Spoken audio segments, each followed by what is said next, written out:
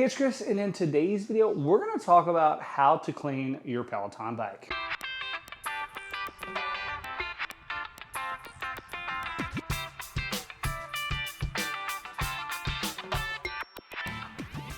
So this video is broken up into two parts. The first is what is the official guidance from Peloton when it comes to cleaning the Peloton bike. And the second is what have I been doing over the last 2.5 years. So Peloton has an official manual. Yes, I have owned this bike 2.5 years and just discovered there was a manual for the bike. It is digital and I will put a link down to it in the description below. And in that manual, it does have some after ride care that you should do after each ride in about every 3 to 5 days. So part of that is cleaning the bike. So after every ride, what they want you to do is wipe down the bike with a damp cloth. And what they want you to do every 3 to 5 rides is use a damp cloth and mild cleaner diluted in water and wipe down the frame of the bike and use electronic wipes on the screen of the bike. So that's what Peloton recommends when it comes to cleaning the Peloton bike.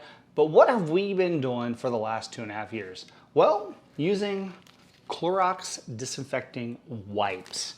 This has been the primary way that I have cleaned this bike in the last 2.5 years. After every ride, we go through and wipe down the areas that we touch while we're on the ride. So areas I hit after every ride are the handlebar area, all of it, because we touch it quite a bit. We have a special amount of focus on the center of the handlebar area because that's where I usually set our towel. So I give that extra cleaning and make sure I hit all of that. Of course, we also hit the resistance knob because we're touching that, and the seat height adjustment as well. And of course, we wipe down the seat. If there are hand weights on the bike from a previous workout, I will also wipe those down. And last but certainly not least is the screen.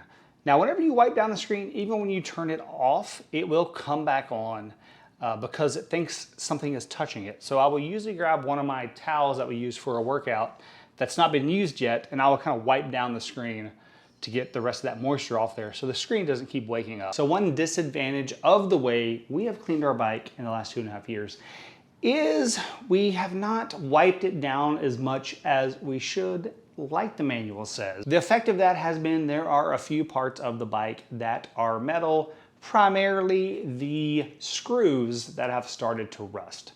So in hindsight, the recommendation I would give is as you clean your bike, as you wipe it down, as you use sanitizing wipes or diluted household cleaners, damp cloths, those type of things, I would recommend that you also wipe down the bike after that to try to limit the amount of moisture that's on the bike so you don't have parts of it that are starting to rust. So that is what Peloton recommends for cleaning the Peloton bike and how we've done it in the last 2.5 years.